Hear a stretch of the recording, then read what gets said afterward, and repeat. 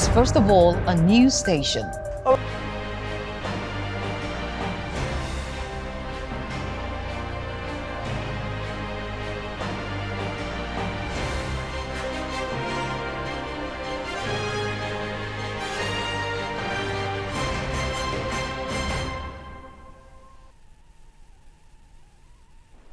Hello and thanks for staying on LN 24/7. This is Politics Now. My name is Morno Balagbobo.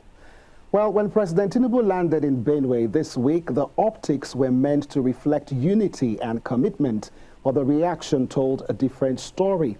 Amidst deepening insecurity, social media outrage, and sharp political responses, questions are being asked not just about the visit itself, but what it signals for 2027. Meanwhile, the APC is also facing internal tremors in Gombe State, where factional clashes have tested the party's cohesion.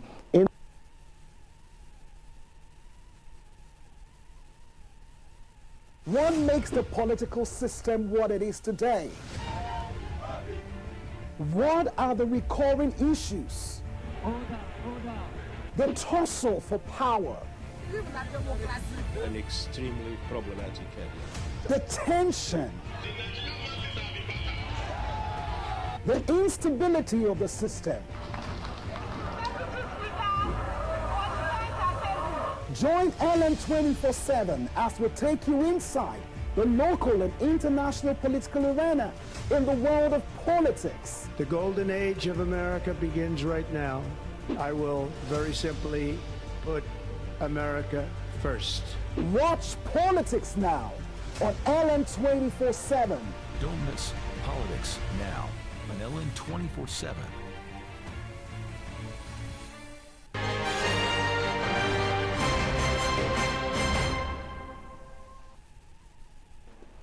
We do apologize for that timeout.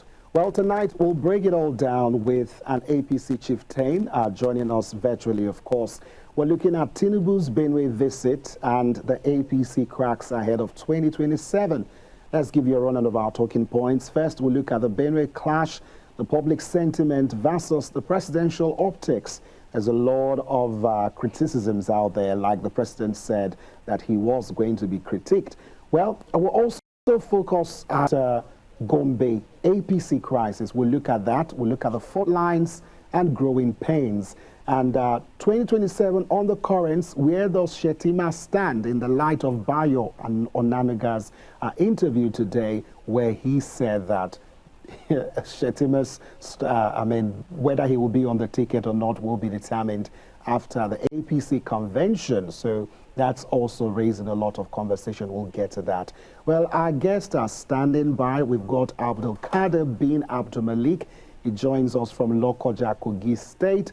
If he's up, we will definitely get to converse with him. And also we've got Christopher Sunday, political analyst. He joins us from Abuja, Nigeria. Good evening, Christopher. Thank you so much for being with us on the show tonight. Christopher, can you hear me? Yes, I can hear you. Good evening. Thank you so much for being with us. We'll come back to you. Try to put your go on landscape so that we can project you properly on the TV screen. We'll come back to you shortly. Well, later on tonight, we'll be still discussing about the Benue killings, looking at Tinubu's ultimatum and the security equation. And our talking points will revolve around the pattern and policy. We'll also look at Tinubu's ultimatum to security chiefs. Words, will, or warning shot. That's a talking point. And our final talking point, we're looking at the defense briefing. New strategy or just old script? Well, Dr. Stephen Obochi-Okwori, security expert, is with us in our studios and will be with us shortly. So we'll take a quick break. Of course, when we come back, we'll get right to speak with Christopher, who is standing by.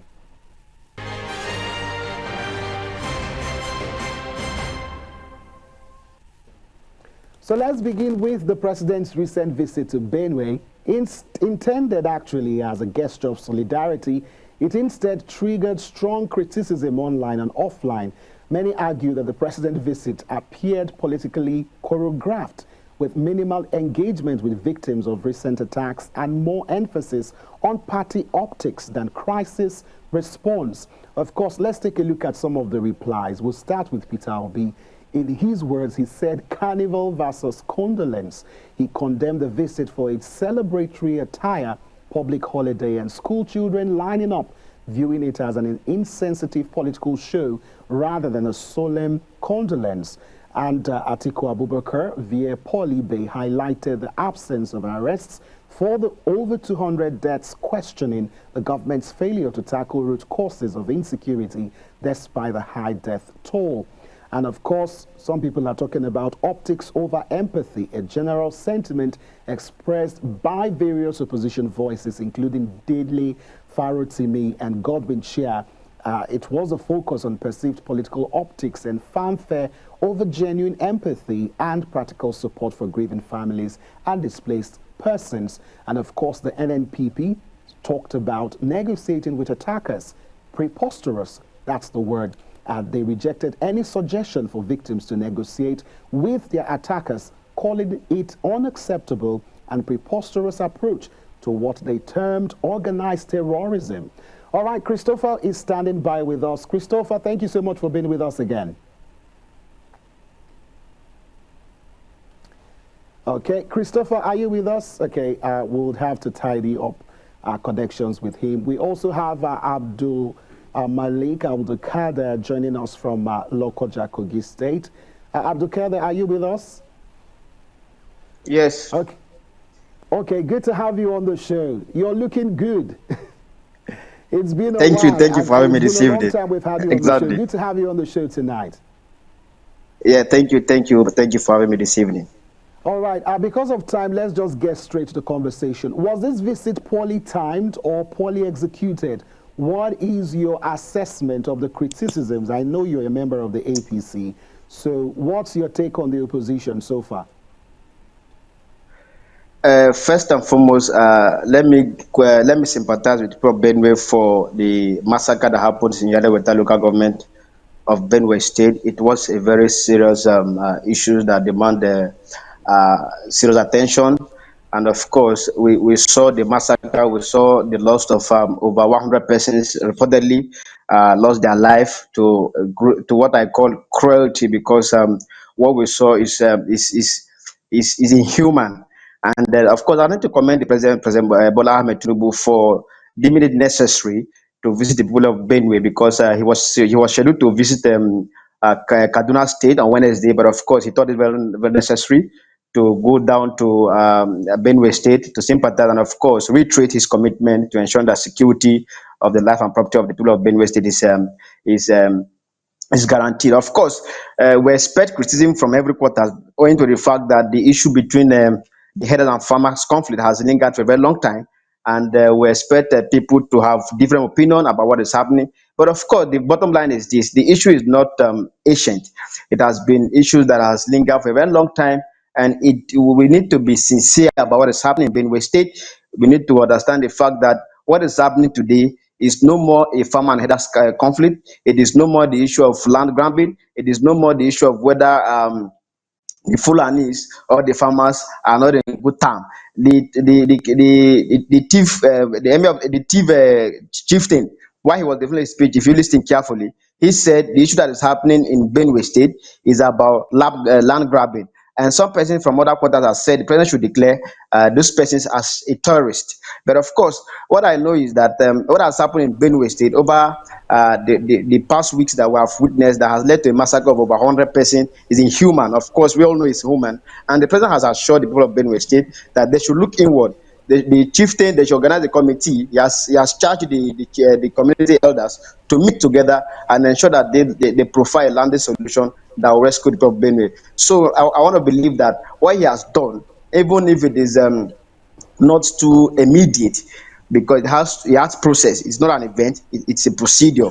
And so we are still we are still very confident that at the end of the day, we'll have a very good recommendations from the committee that will look inwardly and begin to recommend whether or not there should be farmer herders conflict going forward. But of course, what the president has done so far is commendable, is applaudable. I will must give it to him because he has said it that Okay, the life of the Abdulkader, I wanted to people ask you, some are of more. the criticisms raised by the opposition, do you think this is just a mere media bubble, or there are some facts to some of the things that they are saying?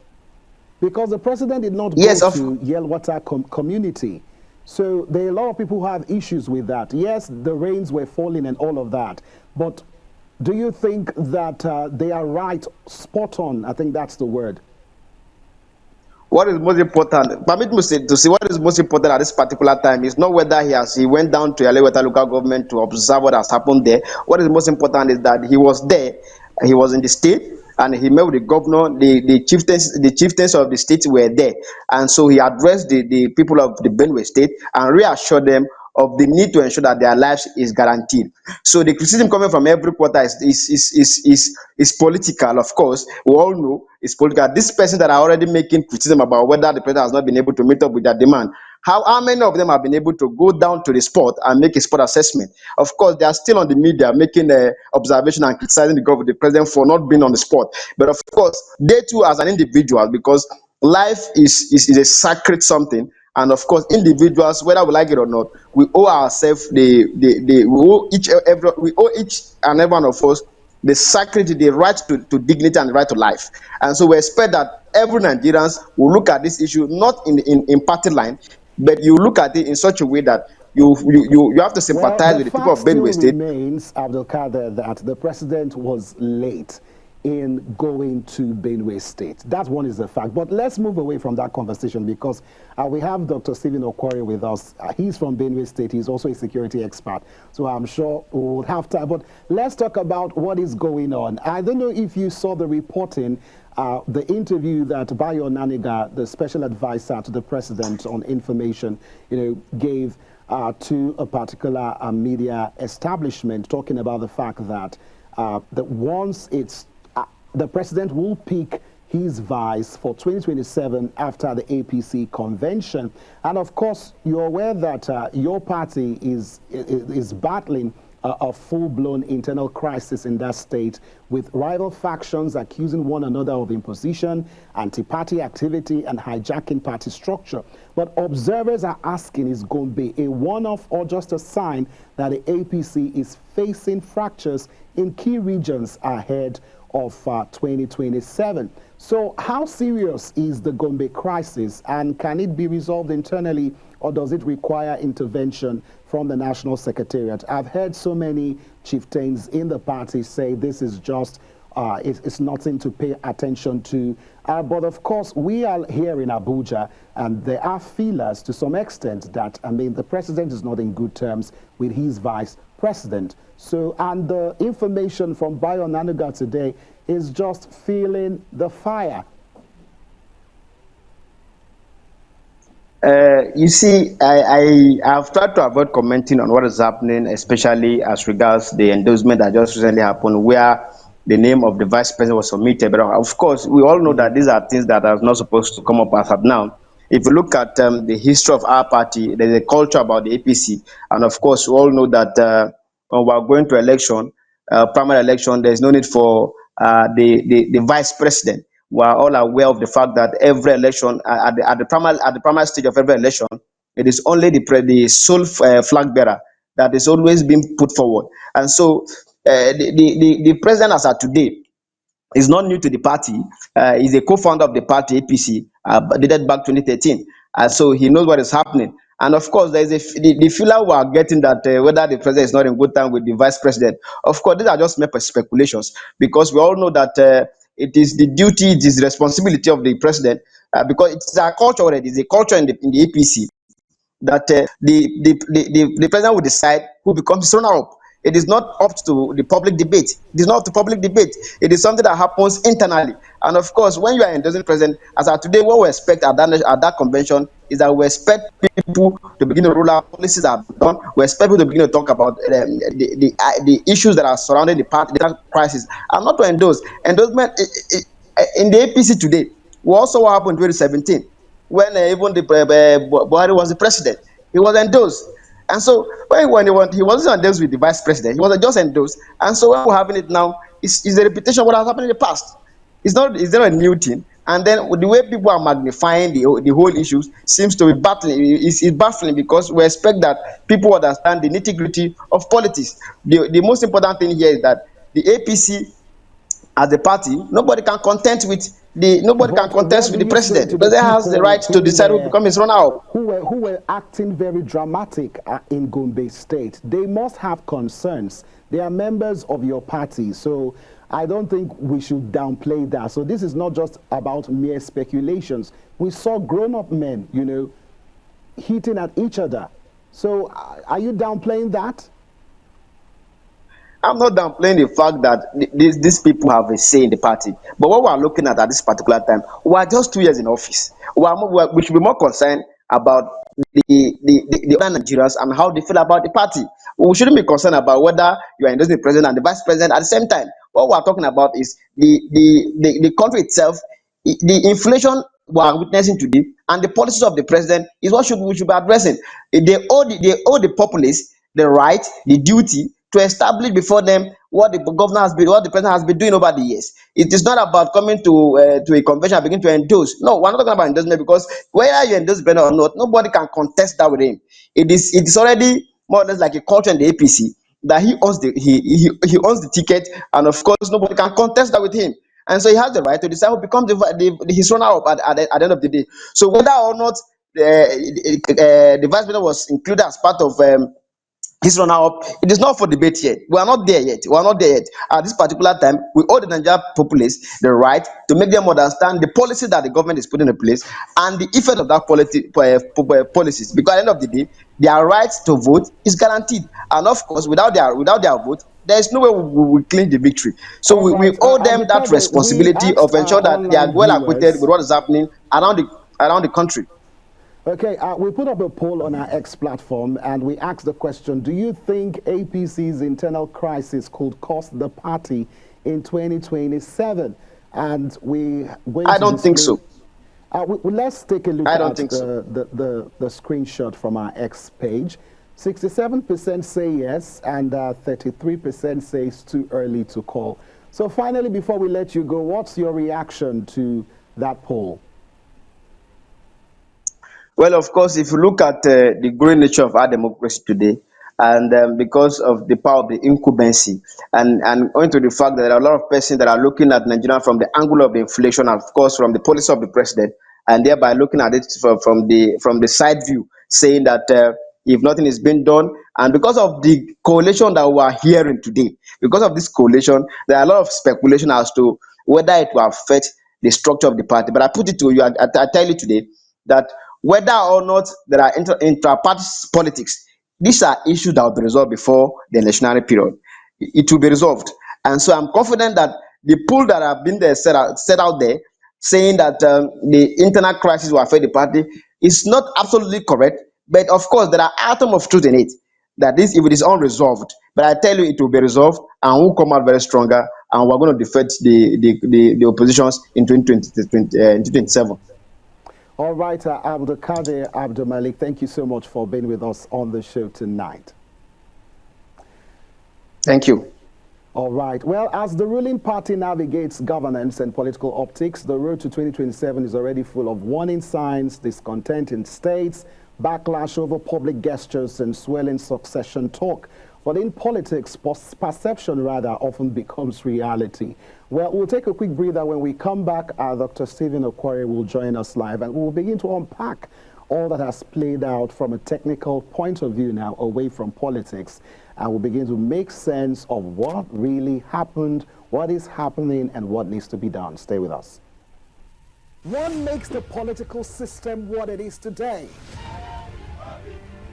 What are the recurring issues? The tussle for power. An extremely problematic area. The tension.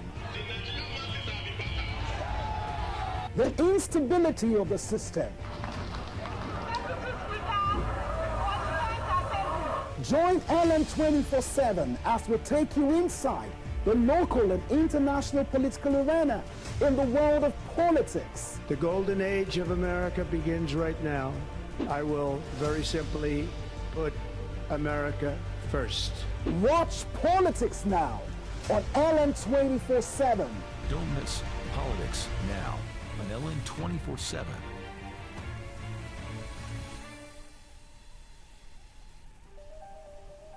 LN 24/7 is first of all a news station.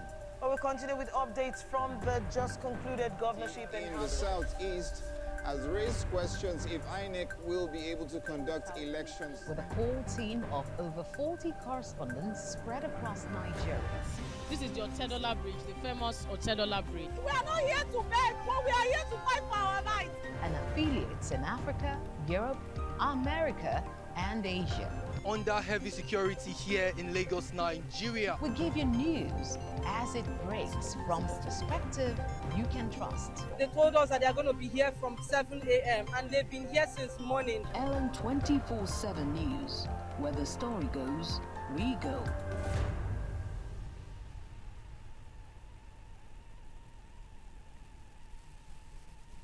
Benue State has come under sustained brutal attacks by suspected armed headsmen.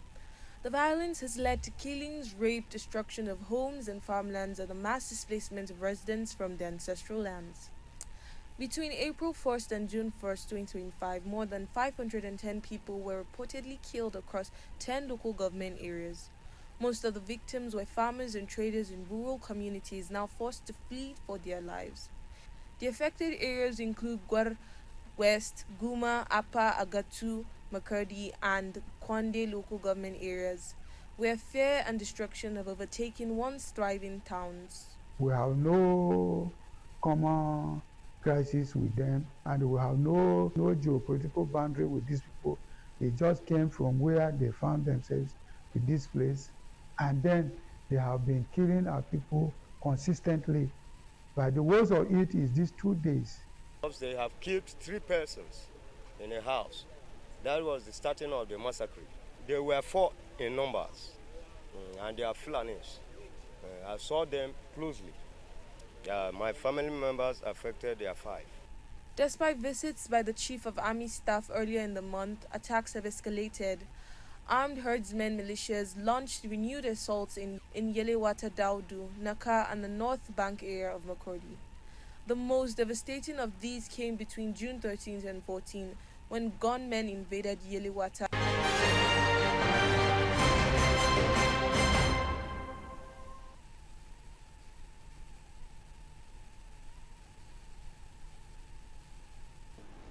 Many thanks for staying with us on Politics Now. Well, another grime chapter unfolds in Nigeria's central heartland as fresh reports of violence emerge from Benue State. For years, communities have endured recurring attacks with little sign of lasting security. President Tinubu is raising the stakes, charging security chiefs to deliver results or step aside. And just yesterday, Nigeria's Chief of Defense Staff addressed journalists in a rare press parley, laying out what he called a recalibrated approach. Headlines, what's really changing? Well, tonight we ask, is Nigeria's security strategy evolving or just a recycling crisis management rhetoric? And that is why we're looking at Benue killings, Tinubu's ultimatum, and the security equation.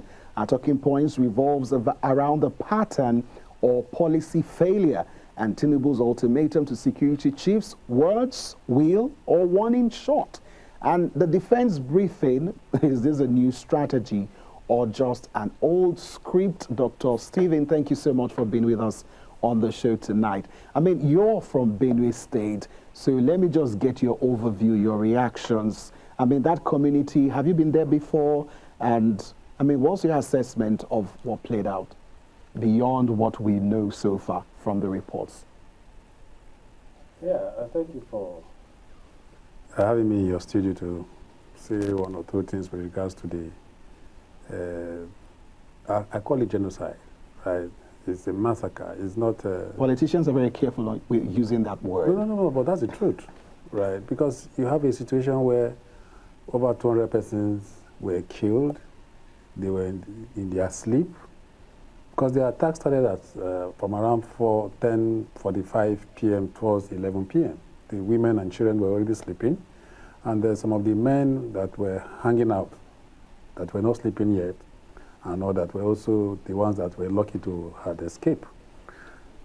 Now, when you look at it, what's the difference between what we are seeing in what we saw in that attack?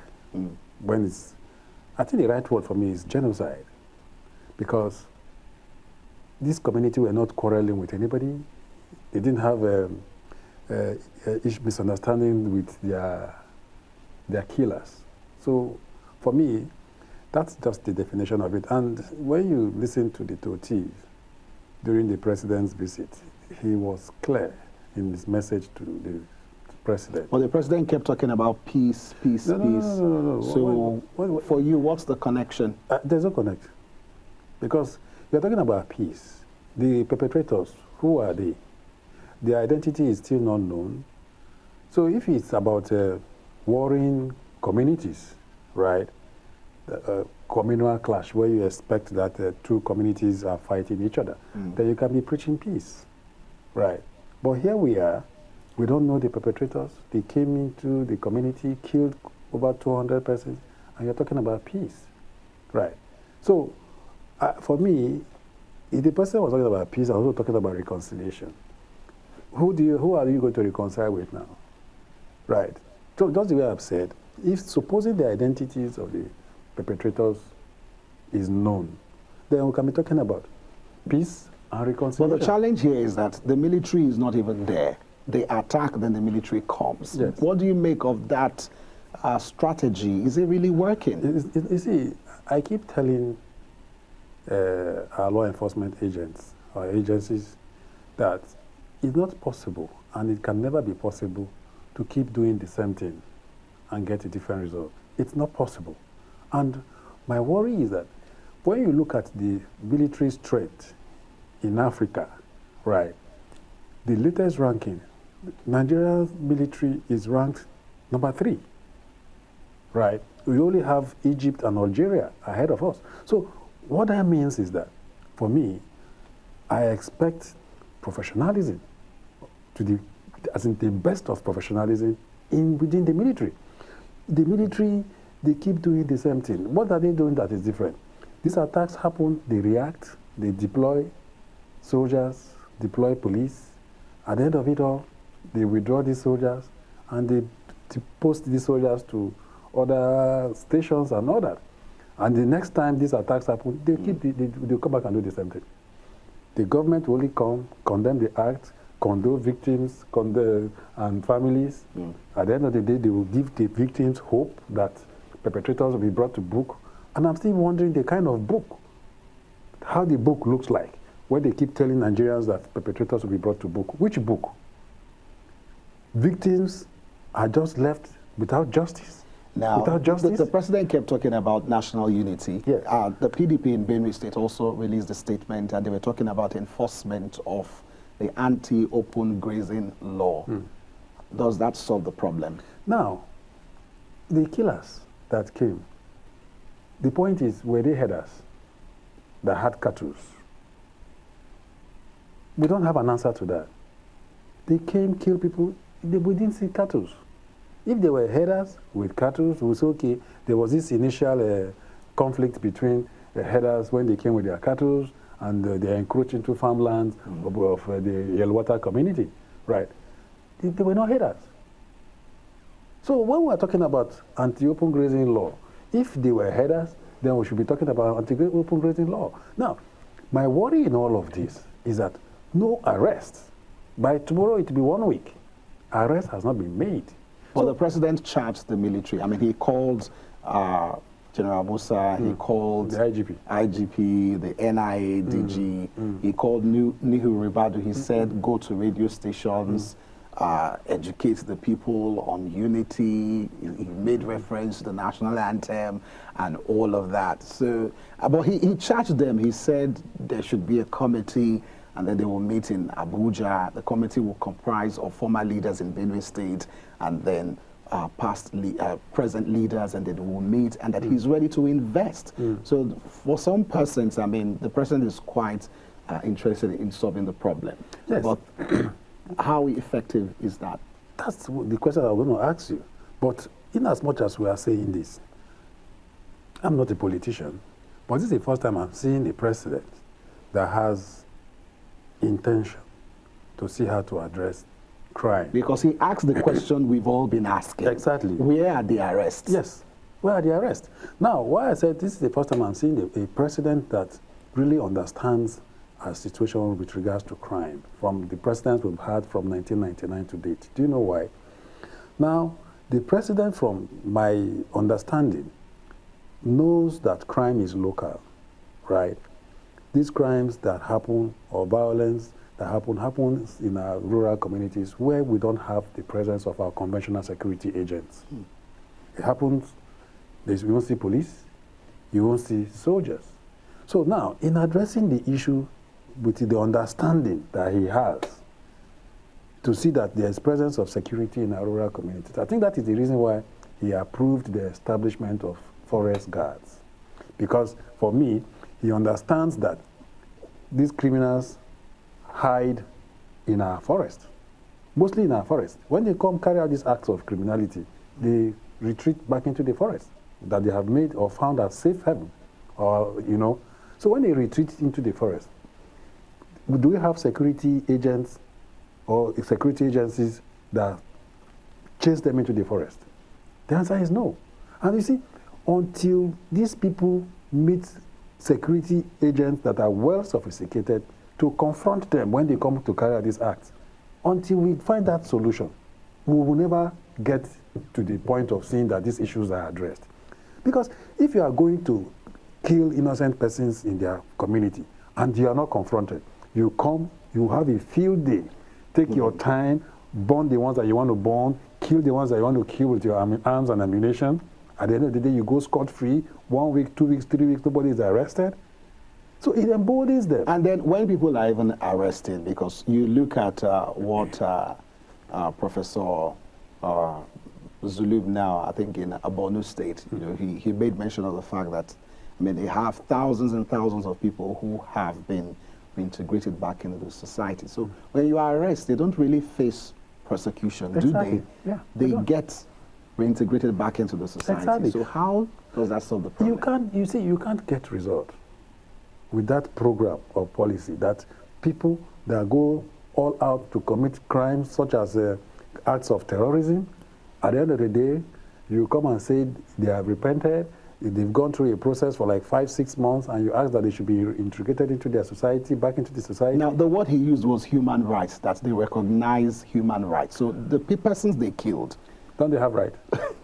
you see, we're asking ourselves that question. Yes, don't they have rights? They have rights. You see a child, for instance, that these same persons that you are saying that they have rights, they have made these children orphans, perhaps killed their father and mother, turned some women into widows, turned some men into widowers, you know, ravaged their communities. At the end of the day, you are talking about right, and that is why I keep saying that the laws that we have in Nigeria are more in tune, and they are more in favor of criminals. Now, prior to this time, the governor had made statements in the media that some people in Abuja are responsible for the crisis. Even the president, you know, some of his signaling, so to speak, while he was giving that speech, he made reference to the fact that opposition are using this opportunity, you know, to work against his administration. But I don't know Governor Aliyah one-on-one, but we had one chief, you know, speak with us on Thursday morning, and he talked about the fact that, I mean, you look at other governors where you have insecurity thriving there, they are growing fat with big tummy, but you look at Aliyah, I mean, he's really concerned. So, I mean, you're from Benue State. Yeah. Do you see that? So it's not just as if we're just, you know, always hitting on him hard, like what's happening with your state? Do you really see that passion in him to solve this problem? You see, because the president was very direct with him. Exactly, I agree. You see, the governor is the #1 citizen of his state. And whether we like it or not, he's the chief security officer of the state.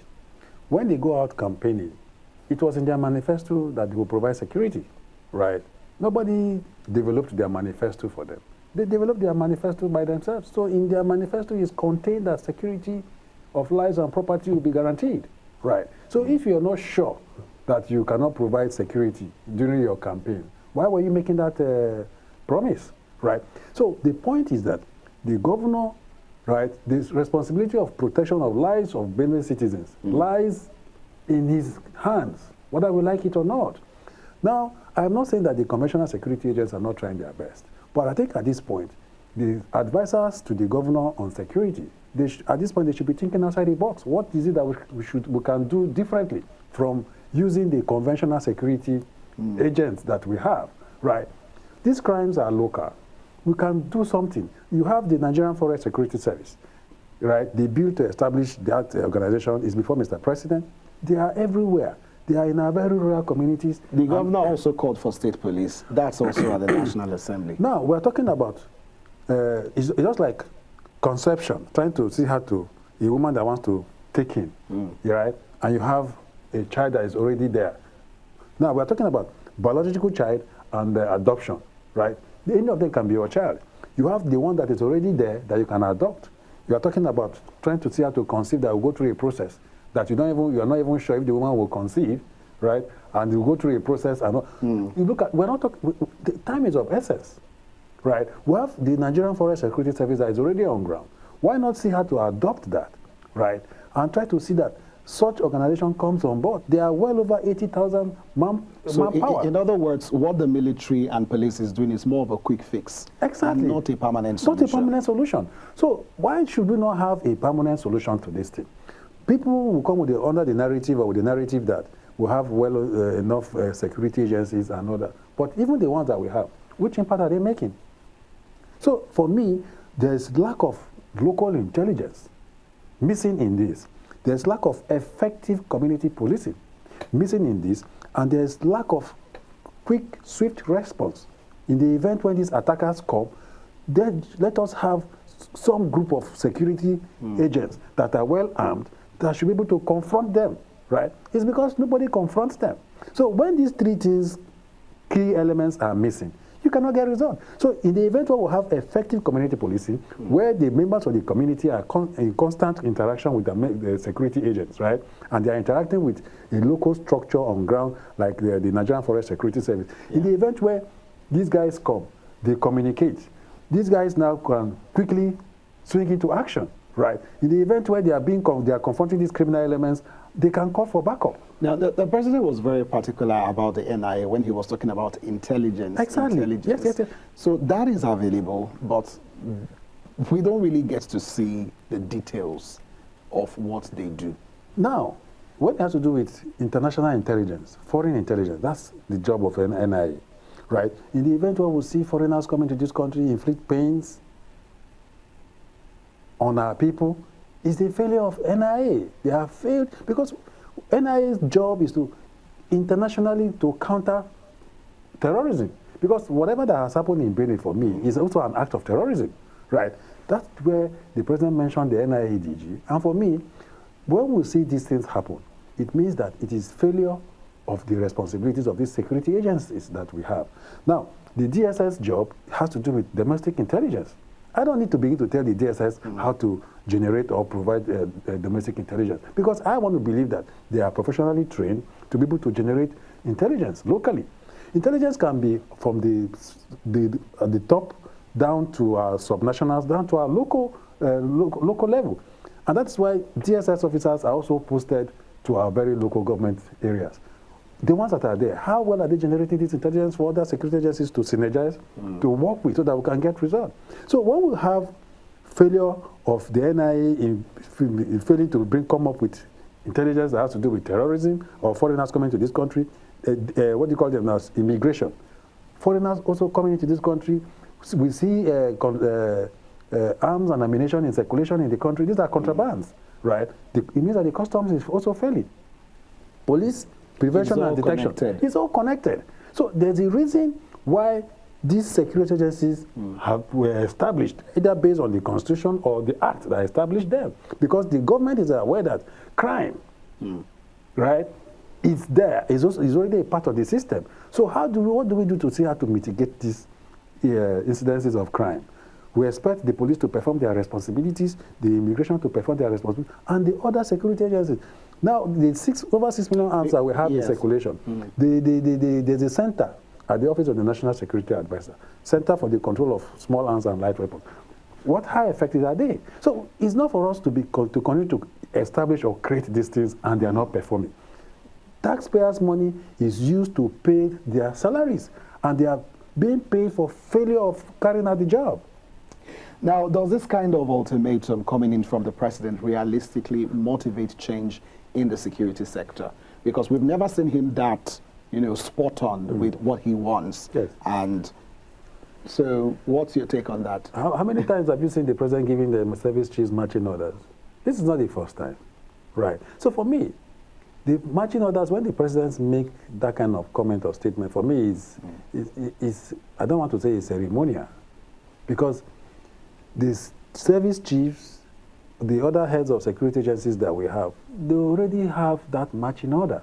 For you to be the head of an agency of government, with regards, but specifically security agencies, provided you are appointed by the president, you already have a marching order. What order do you want again that you want the president to give to you? That's already a marching order. So your duty, your responsibility is to see that you confront criminals, inflow of foreigners, contrabands like arms coming into this country. Their mandates are clear. The customs is not their complete mandate that they should continue to generate revenue. Each time they come, they tell us that they were able to... There's a security part that they're not... There's a security part. Come and tell us that you made 5.3 trillion naira as revenue. It falls under their jurisdiction. Exactly. So it's not for you to come and keep telling us that you made 3.5 trillion as the revenue generated in a year for the government. No. When you are failing in seeing that arms are not recovered when criminal elements import these arms into the country, it means you are failing as the customs CG, right? So it is not for them. I don't want to pity them, because they've been saddled with the responsibility.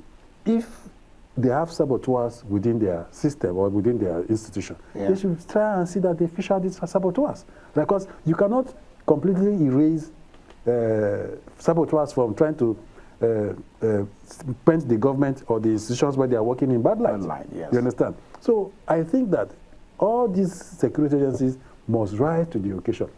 The military will have made them so common, right? Because we don't see the police performing their duties of... and other security agencies too. Yes. So let's go to the question on our social media platform. We put up a poll on X, and we asked, do you believe Nigeria's security architecture needs a total overhaul?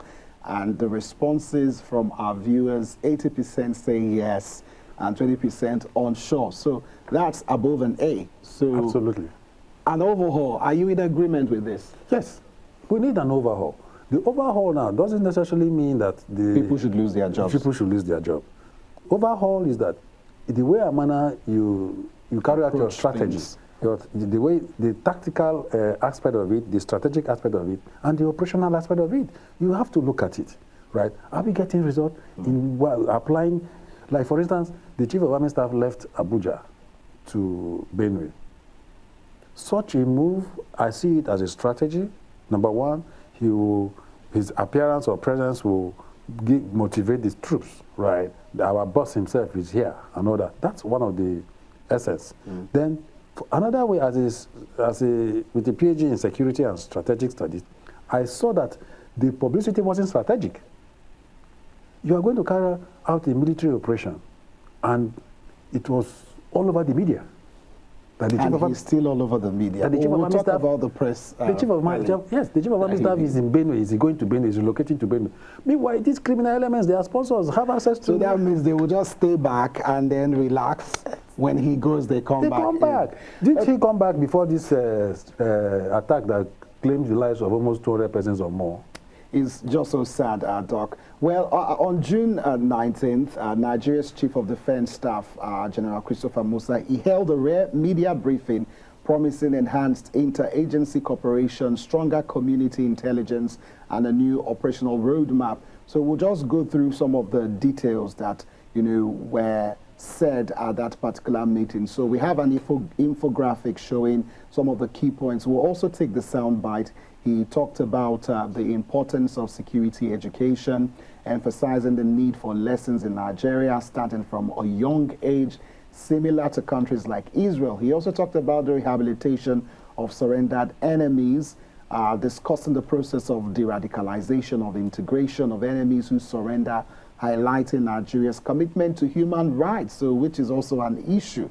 So we're integrating enemies back into the society. Then the war on economy and addressing how individuals profit from the conflict. He also talked about the challenges of asymmetric warfare. I think we have the sound bite on that. We'll take that shortly. He also talked about the importance of national unity and law enforcement, stressing the need for Nigerians to unite and transcend differences. But like Doc has said, this is beyond just unity. This is clear genocide. And he talked about border management and national identity, which Doctor also touched about, talking about the immigration service. What are they doing? And the whole of society approach to insecurity, stating that military effort is only a part of the solution. So let's have the soundbite from that briefing, and then Doctor will help us break it all down. You mentioned the issue of the rehabilitation. You know, I always tell people that in war, it is natural that once your enemy surrenders, you can't kill him. And you know, people have held us accountable on such issues. So we too, because Nigeria is a signatory to the Human Rights Charter, we are duty bound to obey it. So once there is that, anybody who surrenders, we are bound to receive him and take him and prepare him for prosecution. That's how it is being done. And we'll make sure that those ones that have gone also go through the safe corridor. And safe corridor is where they are de-radicalized until we're sure who they are and their standby. And I can tell you, those of them that went there have not gone back to anywhere. You'll be hearing reports of no, they are not the ones doing those selling of those arms. Most of the people selling those arms are people that are just doing business on their own. In Maiduguri, you find commercial vehicles, commercial drivers will drive into filling stations, buy full tank. When they go across, they have some arrangement, they can remove some quantity. So you see, the war economy comes in, and once the war economy comes in, saboteurs will increase to make sure it's prolonged. Working on drugs, they are all drugged up most times. So even when you are shooting them and killing, they are coming. And so people feel that they are not scared. No, a lot of them are on drugs. When we arrest them, keep them 3 days. When the drug wears out, the man will be telling you, what is he doing here? Most of them. And then some of them have been brainwashed. So it is by this disarmament program that some of them came to realize that they were being lied to. Their commanders are busy living larger than life, and yet they are the ones suffering. And so those are the issues, and that's why they're unfortunate. Like I've always advised, no country should allow asymmetric warfare or terrorism to start. It is a very, very difficult operation. All right, this time around, we're stretching the conversation, moving away from Benue State and talking about insecurity in general. So, Doctor, what stood out for you from the press briefing? Because I saw you shaking your head and you were like, no, no, no, no, no. So what did he say that got your attention? Now, what he said is that, that caught my attention was when he said the repentant Boko Haram, that none of them that went through the process of de-radicalization and rehabilitation and all that have gone back to crime. And I want to tell the CGS that That sounds like an indictment. My organization will have it on record, some of them that became spies. After going through all that process, they became the whole spies. process of repentance was just a facade, just yes, a deception. Some of them went back to crime, this very crime. Some of them became drug traffickers. Some of them became kidnappers. They kidnapped for ransom. Some of them became spies for the Boko Haram that they rejected, that they weren't going to go back to. They became spies to and all that. So, and you see that there's this community resistance when they say that they are reintegrating these repentant Boko Haram members or fighters back into the society. The community is resisting them because they are not comfortable with them. Now, the worst of it, or the question I want to ask is that you have asked, or you have said they have gone through a process. They are now repented. Go back and reintegrate into the society. The society that they go, some of the communities are very far away. So what mechanism is in place that you monitor their behavior? So for you to know wherever you are seeing that they are living a normal life, they are not back to crime and all that. How are you monitoring them? That's the question. Because the last time, about 700 of them were repented and they reintegrated them back into the society. So how do you monitor 700 ex-Boko Haram fighters? Now, they come under the guise that some of them when you watch some of these American movies, sorry to interrupt you, Doc, I mean, when someone leaves the prison, there's more of like, maybe they would put something to locate and track the movement of that person. Exactly. So not to even talk of just allowing 700 persons back into the society. And that calls for a lot of concern. So do you think this was more of just a PR move? What do you make? What stood out here? Because this is the same rhetoric. This is the same, I mean, Chief of Defense Staff that told us categorically that, I mean, the insecurity is as a result of ungoverned spaces. So how come that was not flouted, you know, to the president in terms of a move of how we can actually solve this problem? You see, when I have this conviction that when the president usually have these security meetings with the service chiefs and the other heads of security, I think some of them don't have the boldness to tell him certain things. That's my... But don't you think the president is acting based on the information that he has? And they're not giving him full information. For instance, the information that let me tell you now. Let me tell you. For him, it was more like a disgust, like we should have information. Yes. Now, for the president, in that town hall meeting in Benue, yes, for the chief to tell the president that he was being misinformed, that what is happening in Benue, it is not farmers' headers, it is not communal clash, it is not warring communities or as a result of the political divide. This is a clear, calculated, orchestrated genocide. So are you saying, because from what you're saying now, we can infer, well, from what you have said, that is there a likelihood that some of the security operatives are politicians? Because, I mean, I'm just inferring based on the information. I'm not saying, this is not more not saying now. Yes. So do you agree that that could be a possibility? We're in a democracy. Right. And first of all, a human being is first of all a political animal before you begin to talk of whatever. But when it comes to protecting lives, I mean, should that be up for a discussion? Don't we have ministers of defense that are politicians? The Minister of Defense is a politician. The Minister of State for Defense is a politician. And these are key ministries that has to do with security, right? The Minister of Police Affairs is a politician. The Minister of Interior that has the civil defense and the other security paramilitary agencies under him is also a politician. When you go to the National Assembly, the Senate Committee Chairman on Defense is a politician. The Army, politician, all of them politicians. So why do you want to take out politics from what is happening in the security sector? And that is where we miss it. So because we have allowed politics.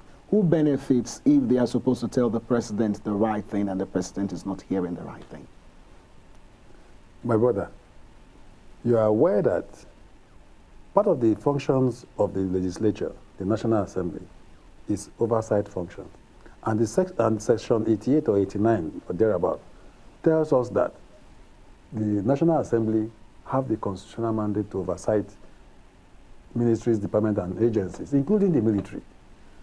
How well are they? They've done that. Hold on. How well are they? You were there when we saw them say they want to go into closed-door meeting, that matters of security should not be out in the public. Exactly. That's what we hear. Effective oversight, right? Effective oversight function, for me, exposes corruption. The corruption is part of what we are saying here. It exposes inefficiency. So you're saying the lawmakers are also complacent in this insecurity problem we have in this country? Absolutely. How well are they carrying out oversight function? It's not for them to appropriate the funds, which they should ensure that the funds is judiciously used for the purpose, right? Well, what is not in this country, during the last assembly, the 9th assembly, when terrorists attacked the Kuje Correctional Center, the Senate President then, Ahmed Lawal, was there. He came on national television after firsthand when he came there to see the damage and all that. Do you know what he said? He said he's shocked that the Correctional Center doesn't have CCTV cameras. And we have the Committee on the Interior that is supposed to oversight and to be able to establish that the Correctional Center in Kuje doesn't have a functional CCTV cameras. It means that they are not even doing their job. So when we have 3 tiers of government, the federal, state, and local, if they are doing their job, and the other arms of government, executive, legislature, and judiciary, when we have them all collectively doing their job, it will improve our current situation. So before we go, because we're almost out of time, Doctor, what would you say is the biggest gap the biggest gap for the Nigerian military in solving this problem? Yes. It's lack of intelligence. Failure of intelligence. Clear. The lack of intelligence or the non-application of intelligence? No. Lack of, you see? We don't even have the intelligence. That's Let me tell you, intelligence, before it becomes intelligence, is first of all an information. When you get that information and you quickly process the information, it will go through a process. And once it's established as an intelligence, then you now know whether it's an actionable intelligence or a non-actionable intelligence. If it's an actionable intelligence, you think you just sit and fold your hands, it means that you need to take action almost immediately, right? So before this information will now leave where these things are expected to happen, and it gets to where it's supposed to get to, before they now come, the damage is done, right? So if we have intelligence, that's the way I said, intelligence, effective community policing, right? And intelligence must be from the local, from grassroots, who can be able to address these issues. So the military, the police needs to work with a local security structure that their mandate is to see that they are at the grassroots. And that is why I am saying that Mr. President has that bill before him. Rather than thinking of something new, let him adopt the Nigerian Forest Security Service so that they can work in synergy. And we've been wondering why this has not been done, because if the National Assembly can, come up with the new national anthem, something that is very dear to the lives of the people should be looked into. And I just hope that the federal government will heed your advice. We're out of time. Thank you so much, Dr. Stephen Okorie, for being with us. He is a security expert and strategist, and also hails from Benue State. Once again, a sincere condolence to all those who lost a loved one in Benue State. Well, tonight's conversation underscores one truth: security is more than boots on the ground. It's about political will, clear strategy, and accountability. These are some of the things that Doctor has touched on tonight. From Benue to Zamfara to Niger Delta, the violence is different, but the demand is the same: protecting lives. So we're very grateful for all of our guests who joined in today. Abdulkader Abdul Malik, all the way from Lokoja, Kogi State, and also Christopher.